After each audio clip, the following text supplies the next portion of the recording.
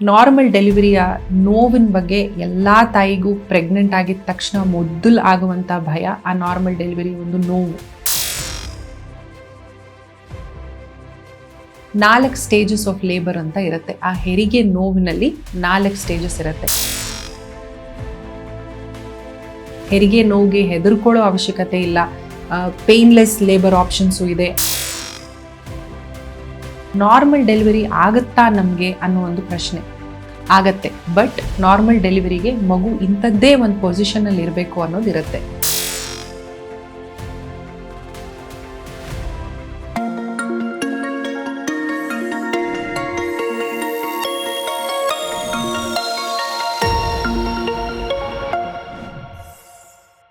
ನಮಸ್ಕಾರ, ನಾನು ಡಾಕ್ಟರ್ ಸಂಗೀತಾ ರಾವ್, ಸ್ತ್ರೀರೋಗ ಮತ್ತು ಪ್ರಸೂತಿ ತಜ್ಞೆ, ಸೀತಾರಕ್ಷಾ ಸ್ಪೆಷಾಲಿಟಿ ಕ್ಲಿನಿಕ್, ಬೆಂಗಳೂರು.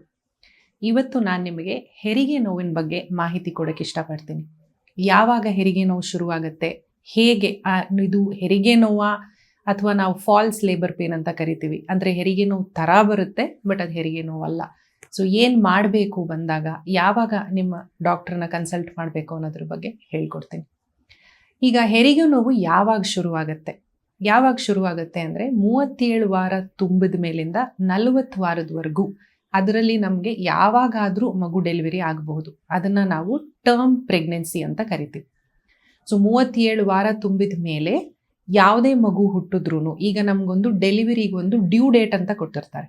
ಇವಾಗ ಈ ಡೇಟ್ಗೆ ನಿಮಗೆ ಡೆಲಿವರಿ ಆಗುತ್ತೆ ಅಂತ, ಅದು 40 ವಾರಕ್ಕಿರುತ್ತೆ. ಅದೇ ದಿನ ಡೆಲಿವರಿ ಆಗಬೇಕು. ಅದಕ್ಕೆ ಮುಂಚೆ ಆಗಿಬಿಟ್ರೆ ಅದು ಪ್ರೀ ಟರ್ಮ್ ಡೆಲಿವರಿ ಅಂತ ಯಾವಾಗ ಕರಿತೀವಿ ಅಂದರೆ 37 ವಾರದ ಒಳಗಡೆನೆ ಡೆಲಿವರಿ ಆದರೆ ಅದು ಪ್ರೀ ಟರ್ಮ್ ಡೆಲಿವರಿ ಅಂತ ಕರಿತೀವಿ. ಒಂದು 15ರಿಂದ 18% ಮಾತ್ರ ಡ್ಯೂ ಡೇಟ್, ಅದೇ ಕೊಟ್ಟಿರೋ ದಿನಾಂಕದ ಮೇಲೇ ಡೆಲಿವರಿ ಆಗೋದು. ಮಿಕ್ಕಿದ್ದು ಒಂದು ವಾರ ಮುಂಚೆ ಆಗಿದ್ರೂ ಅದು ಟರ್ಮ್ ಪ್ರೆಗ್ನೆನ್ಸಿ. ಹೇಗೆ ಶುರುವಾಗತ್ತೆ?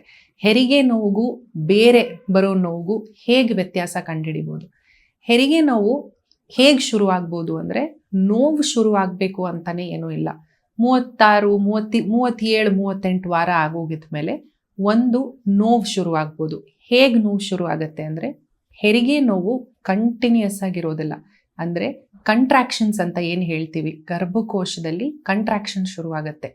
ಅದು ಒಂದು 5 ನಿಮಿಷ ಬರುತ್ತೆ, ಆಮೇಲೆ ಒಂದು 5 ನಿಮಿಷ ಗ್ಯಾಪ್ ಇರುತ್ತೆ, ಮತ್ತೆ ಒಂದು 5 ನಿಮಿಷ, ಆ ಥರ. ಪೇಷಂಟ್ಸು ಟಿಪಿಕಲ್ ಆಗಿ ಹೇಳ್ತಾರೆ, ಬಿಟ್ಟು ನೋವು ಬರ್ತಾ ಇದೆ ಮೇಡಮ್ ಅಂತಲೇ ಹೇಳ್ತಾರೆ. ಸೊ ಅದು ಟಿಪಿಕಲ್ ಆಫ್ ಲೇಬರ್ ಪೇನ್. ಹೆರಿಗೆ ನೋವು ಹಾಗೆ ಶುರುವಾಗತ್ತೆ. ಇಲ್ಲ ಅಂದರೆ ನೀರು ಹೋಗಕ್ಕೆ ಸ್ಟಾರ್ಟ್ ಆಗ್ಬೋದು. ಅಂದರೆ ತಾಯಿ ಗರ್ಭದಲ್ಲಿರುವಾಗ ಮಗು ಸುತ್ತ ಲೈಕರ್ ಅಂತ ಕರಿತೀವಿ, ಅಂದರೆ ನೀರಿನ ಅಂಶ ಇರುತ್ತೆ. ಅದು ಸಡನ್ನಾಗಿ ನೀರು ಹೋಗಕ್ಕೆ ಶುರುವಾಗ್ಬೋದು. ಅದೂ ಒಂದು ತರಹದ ಲೇಬರೇ. ಇನ್ನೊಂದು ಸ್ವಲ್ಪ ಬ್ಲೀಡಿಂಗು, ಸ್ವಲ್ಪ ರಕ್ತ ಕಾಣಿಸ್ಕೊಳ್ಬೋದು. ಚೂರು ರಕ್ತ ಆಗ್ಬೋದು, ಅಥವಾ ನಮ್ಮ ಪೀರಿಯಡ್ ಆಗುವಾಗ ಹೇಗೆ ರಕ್ತಸ್ರಾವ ಆಗುತ್ತೋ ಹಾಗೆ ಪ್ರಾಪರಾಗಿ ಬ್ಲೀಡಿಂಗ್ ಶುರುವಾಗ್ಬೋದು. ಅಥವಾ ಒಬ್ಬೊಬ್ಬರಿಗೆ ಈ ಟರ್ಮ್ 37 ವಾರ ಆಗಿದ ಮೇಲೆ ಮಗು ಮೂಮೆಂಟ್ ಸ್ವಲ್ಪ ಕಮ್ಮಿ ಆಗಕ್ಕೆ ಸ್ಟಾರ್ಟ್ ಆಗುತ್ತೆ. ಈಗ ನಿಮಗೆ ಒಂದು ನಾರ್ಮಲ್ ಡೆಲಿವರಿ ಪೇನ್ ಶುರುವಾಯಿತು, ನೀವು ಮನೆಯಿಂದ ಹೊರಟು ಹಾಸ್ಪಿಟ್ಲಿಗೆ ಬಂದ ಮೇಲೆ 4 ಸ್ಟೇಜಸ್ ಆಫ್ ಲೇಬರ್ ಅಂತ ಇರುತ್ತೆ. ಆ ಹೆರಿಗೆ ನೋವಿನಲ್ಲಿ 4 ಸ್ಟೇಜಸ್ ಇರುತ್ತೆ. ಒಂದು, ನೀವು ಇವಾಗ ಮಗು ಹುಟ್ಟೋದು, ಗರ್ಭಕೋಶದ ಬಾಯಿ 9 ತಿಂಗಳು ಕ್ಲೋಸ್ ಆಗಿರುತ್ತೆ.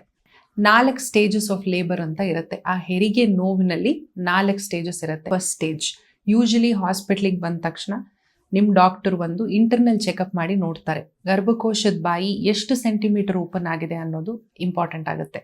ಸೊ 1ರಿಂದ 2 ಸೆಂಟಿಮೀಟರ್, 3 ಸೆಂಟಿಮೀಟರ್ ಇದಾಗಕ್ಕೆ ಫಸ್ಟ್ ಸ್ಟೇಜ್ ಆಫ್ ಲೇಬರ್ ಅಂತ ಕರಿತೀವಿ. ಅದು 10 ಸೆಂಟಿಮೀಟರ್ ಓಪನ್ ಆಗಬೇಕು. ಮೊದಲನೇದಾಗಿ, ನಾರ್ಮಲ್ ಡೆಲಿವರಿ ಆಗುತ್ತಾ ನಮಗೆ ಅನ್ನೋ ಒಂದು ಪ್ರಶ್ನೆ. ಆಗತ್ತೆ, ಬಟ್ ನಾರ್ಮಲ್ ಡೆಲಿವರಿಗೆ ಮಗು ಇಂಥದ್ದೇ ಒಂದು ಪೊಸಿಷನಲ್ಲಿ ಇರಬೇಕು ಅನ್ನೋದಿರುತ್ತೆ. ಮಗು ತಲೆ ಕೆಳಗಡೆ ಇದ್ದರೆ ಮಾತ್ರ ನಾರ್ಮಲ್ ಡೆಲಿವರಿ ಆಗೋ ಚಾನ್ಸಸ್ ಇರುತ್ತೆ. ಇವಾಗ ಒಬ್ಬೊಬ್ಬರಲ್ಲಿ ಮಗು ಉಲ್ಟಾ ಇರುತ್ತೆ, ಅಂದರೆ ನಾವು ಬ್ರೀಚ್ ಪ್ರೆಸೆಂಟೇಷನ್ ಅಂತ ಕರಿತೀವಿ. ಮಗು ತಲೆ ಮೇಲಿರುತ್ತೆ, ಕಾಲು ಕೆಳಗಡೆ ಇರುತ್ತೆ. ಅಥವಾ ಮಗು ಅಗ್ಲ ಮಲ್ಕೊಂಡಿರುತ್ತೆ, ಅಡ್ಡ, ಅಂದರೆ ಅದನ್ನು ಟ್ರಾನ್ಸ್ಫರ್ಸ್ ಲೈ ಅಂತ ಕರಿತೀವಿ. ಸೊ ಇಂಥ ಸಂದರ್ಭದಲ್ಲಿ ಬ್ರೀಚ್ ಪೊಸಿಷನ್ ಆಗಿರ್ಬೋದು, ಟ್ರಾನ್ಸ್ಫರ್ಸ್ ಲೈ ಆಗಿರ್ಬೋದು, ಇಂಥ ಪರಿಸ್ಥಿತಿನಲ್ಲಿ ನಾರ್ಮಲ್ ಡೆಲಿವರಿ ಆಗುವಂಥ ಚಾನ್ಸಸ್ಸು ತುಂಬ ಕಮ್ಮಿ. ತುಂಬ ರಿಸ್ಕಿ. ತಾಯಿಗೂ ರಿಸ್ಕ್ ಆಗುತ್ತೆ, ಮಗುಗೂ ರಿಸ್ಕ್ ಆಗುತ್ತೆ. ಆಮೇಲೆ ಟ್ವಿನ್ಸ್ ಇದ್ದರೆ ಅಂಥ ಸಂದರ್ಭದಲ್ಲೂ ಸ್ವಲ್ಪ ನಾರ್ಮಲ್ ಡೆಲಿವರಿ ಆಗುವಂಥ ಚಾನ್ಸಸ್ ಕಮ್ಮಿ. ಸೊ ಈ ಸ್ಟೇಜಸ್ ಆಫ್ ಲೇಬರ್ ಅಲ್ಲಿ ಮೊದಲು ಗರ್ಭಕೋಶದ ಬಾಯಿ ಅಂದ್ರೆ ಸರ್ವಿಕ್ಸ್, ಸೊ ಸರ್ವೈಕಲ್ ಡೈಲಿಟೇಷನ್ ಒಂದು 10 ಸೆಂಟಿಮೀಟರ್ ಆದ್ಮೇಲೆ ಆ ತಾಯಿಗೆ ತಾನೇ ಮಗುಗೆ ಒಂದು ಪ್ರೆಷರ್ ಕೊಡುವಂತ ಒಂದು ಪರಿಸ್ಥಿತಿ ಬರುತ್ತೆ. ಅದನ್ನ ಅವಳು ಮುಕ್ಕಿದಾಗ ಮಗು ತಾನೇ ಆಚೆ ಬರುತ್ತೆ. So second stage of labour, ಆ ಮಗು ಹೊರಗೆ ಬಂದಾಗ, ಮಗು ಬಂದ್ ಆದ ನಂತರ ನಾವು ಅಂಬಲಿಕಲ್ ಕಾರ್ಡ್, ಆ ಹೊಕ್ಕಳ ಬಳ್ಳಿ ಏನಂತ ಹೇಳ್ತೀವಿ ಅದನ್ನ ಕಟ್ ಮಾಡಿದ್ಮೇಲೆ ಮೂರನೇ ಸ್ಟೇಜ್ ಏನು ಅಂದ್ರೆ ಪ್ಲಾಸೆಂಟಾ. ಆ ಪ್ಲಾಸೆಂಟಾ ಹೊರಗೆ ಬರುವಂಥದ್ದು, that is the third stage of labour. ಈಗ ನಮಗೆ ನಾರ್ಮಲ್ ಡೆಲಿವರಿಯ ನೋವಿನ ಬಗ್ಗೆ ಎಲ್ಲಾ ತಾಯಿಗೂ ಪ್ರೆಗ್ನೆಂಟ್ ಆಗಿದ ತಕ್ಷಣ ಮೊದಲು ಆಗುವಂತ ಭಯ ಆ ನಾರ್ಮಲ್ ಡೆಲಿವರಿ ಒಂದು ನೋವು. ಅದನ್ನ ನಾವು ತಡ್ಕೊಳ್ತೀವ. ಎಷ್ಟೋ ಜನ ನಾರ್ಮಲ್ ಡೆಲಿವರಿ ಪೇನ್ ಬೇಡ ಅಂತಾನೆ ಸಿಸೇರಿಯನ್ ಮಾಡಿಸ್ಕೊಳ್ತಾರೆ. ಬಟ್ ನಾರ್ಮಲ್ ಡೆಲಿವರಿ ತಡೆಯೋದು, ಆ ಪೇನ್ ಅನ್ನ ತಡ್ಕೊಳ್ಳೋದಕ್ಕೆ ಪೇನ್ಲೆಸ್ ನಾರ್ಮಲ್ ಡೆಲಿವರಿ ಅಂತ ಒಂದು ಆಪ್ಷನ್ ಇದೆ. ಇದು ಏನು ಅಂದ್ರೆ, ನಿಮ್ದು ಸರ್ವೈಕಲ್ ಡೈಲಿಟೇಷನ್ ಹೇಳ್ದಂಗೆ ಒಂದು 2 ರಿಂದ 3 ಸೆಂಟಿಮೀಟರ್ ಆದಾಗ ನಾವು ಒಂದು ಎಪಿಡ್ಯೂರಲ್ ಇಂಜೆಕ್ಷನ್ ಅಂತ ಕೊಡ್ತೀವಿ. ಅಂದ್ರೆ ಬೆನ್ನಿಗೆ ಒಂದು ಸಣ್ಣದು ಒಂದು ಸೂಜಿ, ಅದನ್ನ ಕೊಟ್ಟು ಅದರ ಮುಖಾಂತರ ನಾವು ಇಂಜೆಕ್ಷನ್ಸ್ ಕೊಟ್ಕೊಂಡು ಹೋಗ್ತೀವಿ. ಸೊ ಇದರಿಂದ ತಾಯಿಗೆ ಆ ಯೂಟ್ರೈನ್ ಕಂಟ್ರಾಕ್ಷನ್ಸ್ ಏನಂತ ಹೇಳ್ತೀವಿ ಅದು ನಾರ್ಮಲ್ ಆಗಿರುತ್ತೆ. ಬಟ್ ಆ ನೋವು, ಆ ಲೇಬರ್ ಪೇನ್, ಆ ಹೆರಿಗೆ ನೋವು ಅನ್ನೋದು ಸ್ವಲ್ಪ ಕಮ್ಮಿ ಆಗತ್ತೆ. ಪೂರ್ತಿ ಇರೋದೇ ಇಲ್ಲ ಅಂತ ಏನೂ ಇಲ್ಲ, ಬಟ್ ಅದನ್ನ ಅವರು ತಡ್ಕೊಳ್ಬೋದಾಗದಷ್ಟು ಕಮ್ಮಿ ಆಗತ್ತೆ. ಆ ಎಪಿಡ್ಯೂರಲ್ ಯಾರಿಗೆ ಕೊಡಬೇಕು, ಕೊಡಬಹುದಾ ಇಲ್ವಾ ಅನ್ನೋದು ನಿಮ್ಮ ಡಾಕ್ಟರ್ ಡಿಸೈಡ್ ಮಾಡಿ ಹೇಳ್ತಾರೆ. ಎಲ್ಲಾರ್ಗೂ ಕೊಡೋಕ್ಕಾಗೋದಿಲ್ಲ, ಬಟ್ ಕೊಟ್ರೆ ಏನು ಸೈಡ್ ಎಫೆಕ್ಟ್ಸ್ ಅಂತ ಏನು ಇರೋದಿಲ್ಲ. ಸೊ ನಿಮ್ಗೆ ಡ್ಯೂ ಡೇಟ್ ಹತ್ತತ್ರ ನಿಮ್ಗೆ ಎನಿವೇ ನಿಮ್ಮ ಡಾಕ್ಟರ್ ನಿಮ್ಗೆ ವಾರ ಚೆಕಪ್ ಇರುತ್ತೆ. ಸೊ ನಿಮ್ಗೆ ಗೊತ್ತಾಗ್ತಾ ಇರತ್ತೆ ನಿಮ್ಗೆ ನೋವು ಇನ್ನೊಂದು 2-3 ದಿನದಲ್ಲಿ ಶುರು ಆಗ್ಬೋದು, ನೀವು ರೆಡಿ ಇರಿ ಅಂತಾನು ನಿಮ್ಮ ಡಾಕ್ಟರ್ ಹೇಳಿರ್ತಾರೆ. ಸೊ ನೋವು ಬಂದಾಗ ಹೆದರ್ಕೊಳ್ಳೋ ಅವಶ್ಯಕತೆ ಏನೂ ಇಲ್ಲ. ಸೊ ನೀವು ಇದು ಹೆರಿಗೆ ನೋವಾ ಇಲ್ವಾ ಅಂತ ನಾನು ಹೇಳಿದ ಹಾಗೆ ಆ ಪೇನ್ ನಿಮಗೆ ಗೊತ್ತಾಯ್ತು ಅಂದ ತಕ್ಷಣ ನೀವು ಹಾಸ್ಪಿಟ್ಲಿಗೆ ಹೋಗಿ ಅಲ್ಲಿ ನಿಮ್ಮ ಡಾಕ್ಟರ್ ನಿಮ್ಗೆ ಏನೇನು ಆಪ್ಷನ್ಸ್ ಇದೆ ಅನ್ನೋದನ್ನ ಹೇಳ್ತಾರೆ. ಹೆರಿಗೆ ನೋವಿಗೆ ಹೆದರ್ಕೊಳ್ಳೋ ಅವಶ್ಯಕತೆ ಇಲ್ಲ. ಪೇನ್ಲೆಸ್ ಲೇಬರ್ ಆಪ್ಷನ್ಸು ಇದೆ. ಅದ್ರ ಬಗ್ಗೆ ಮಾತಾಡಿ and have a safe delivery. Thank you. ಅನುಕ್ಷಣದ ಸುದ್ದಿಗಳಿಗಾಗಿ Vistara news YouTube channel subscribe ಮಾಡಿ. ಹೊಸ ಸುದ್ದಿಗಳ ನೋಟಿಫಿಕೇಶನ್ಗಾಗಿ ಬೆಲ್ ಐಕಾನ್ ಕ್ಲಿಕ್ ಮಾಡಿ. ಲೇಟೆಸ್ಟ್ ಅಪ್ಡೇಟ್ಸ್ಗಾಗಿ www.vistaranews.com ವೆಬ್ಸೈಟ್ಗೆ ವಿಸಿಟ್ ಮಾಡಿ. ಅಂಗೈಯಲ್ಲೇ ಜಗತ್ತಿನ ಸುದ್ದಿ ತಿಳಿಯಲು Vistara news Kannada app download ಮಾಡಿ.